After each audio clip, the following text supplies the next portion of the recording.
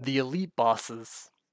In the ruins of the Shirenian Palace, Commander Keled and his squad had spent countless years trapped in a time loop created by the devil Urgoth Dunmas. Over time, his squad had grown insane from sleep deprivation and had soon turned on Keled, believing that he had manipulated them into following him because he had sworn to Prince Sharon IV that he would revive him with the Rubian. Realizing that it was too late for his squad, Keled had ordered Kig, the only loyal member of his squad, into attacking the others. After his squad killed each other, Keled saw the Prince Sharon, who had been lying dead on the floor moments ago, had gotten up on his own. Sharon asked Keled if he had ever seen an illusion before, and when Keled told him that he hadn't, Sharon asked how Keled could be sure that he, the prince, wasn't an illusion, or his allies, or perhaps even all of Shirenian. He told Keled to look at the sky, where Keled was surprised to see that the halo around the sun had vanished, indicating that the space-time of Shirenian and the outside world had fallen back in sync. Prince Sharon explained that Urgoth's curse had weakened as his subjects of Shirenian died, and revealed that Urgoth's power wasn't to turn back time, but rather to create a false reality in order to imprison Keled and his knights, entrapping them in nothing more than a mirror that he had created of the real Shirenian. He told Keled that time had continued to pass at the same rate in the real world, meaning that it had been centuries since Urgoth had trapped him. In the real world, Shirenian had fallen the very same day that Urgoth had first been summoned. Atop the ruins of Shirenian, Urgoth had built a prosperous devil empire, though even that had failed at the hands of a band of adventurers, leaving just Urgoth and the false Rubian that he guarded. Author's note: this is the reference to the events in the original Shirenian Guild Party quest, which has now been removed from the game. He explained that King Sharon III had formed a contract with Urgoth to have him protect the Rubian, though Urgoth had betrayed him immediately after being summoned. Keled then raised his blade at the prince, telling him that he wasn't so foolish as to believe such a lie. Sharon then cited how he had once asked Keled why everything beautiful faded. He recalled how Keled had explained that just as the beauty of a fluttering petal was because of its fall, so too did the beauty of life stem from its brevity. Sharon told Keled that he had been right, as Shirenian and the lives of its people were beautiful because they had been fated to end. At the prince's word, Keled fell to his knees and asked what he and his knights had been fighting for over the centuries that they had been trapped. Sharon then reminded Keled of the promise that he had made to protect Shirenian until the very end, so long as a single soul remained. With Prince Sharon still alive, Keled's oath required him to remain bound to serve Sharon, the sole survivor of Shirenian.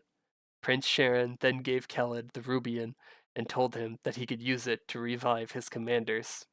Author's note: I mentioned in an earlier section that the Rubian has no powers, but you'll see why it does in a bit. Keled then escaped the world of illusion, where the real Urgoth was waiting for him.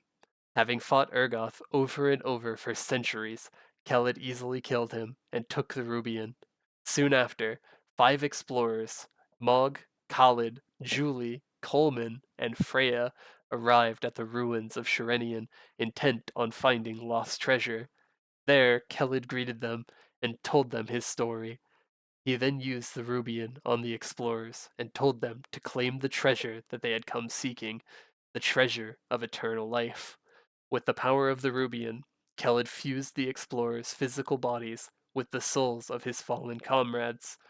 Mog the warrior explorer fused with Harden to become Mogadin the Black Knight.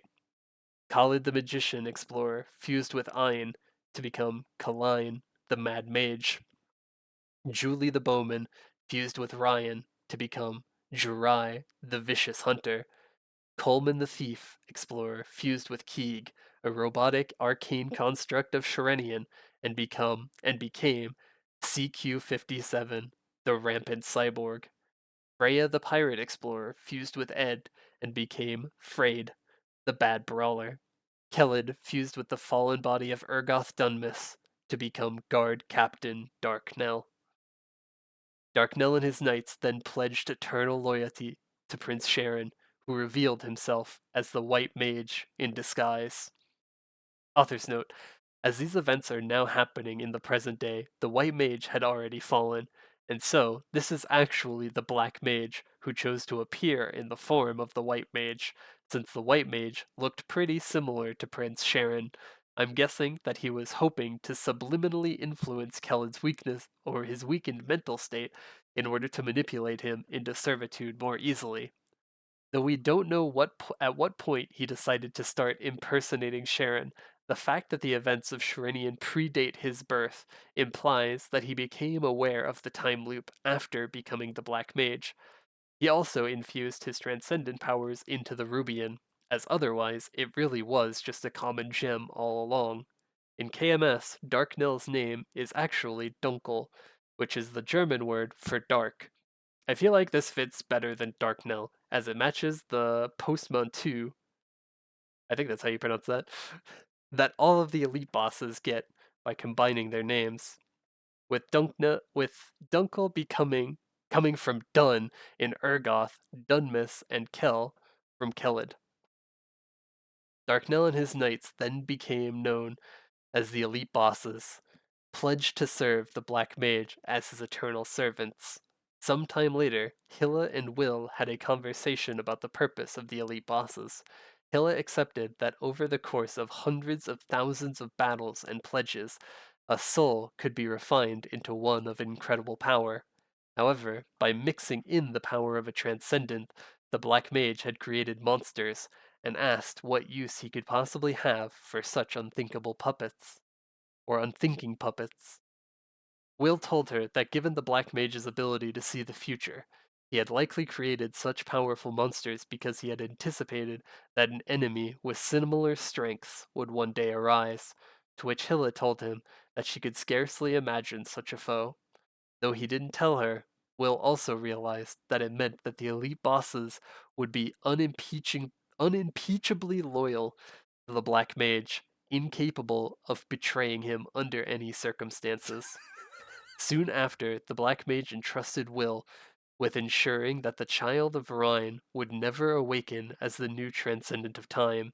Inspired by Urgoth's ability to create a perfect replica of Sharenian, Will created the dimension in which the Black Mage would trap Rhine and her child into which he called the Mirror World, a replica of Maple World. However, Will soon realized that he was unable to handle the immense power of Rhine's child. In order to awaken them and to corrupt them with his influence, he split the child into two beings. He trapped the girl inside the child of the goddess's own temple and brainwashed the boy into serving him and his shadow knights, who had been tasked with keeping the boy trapped inside Mirror World.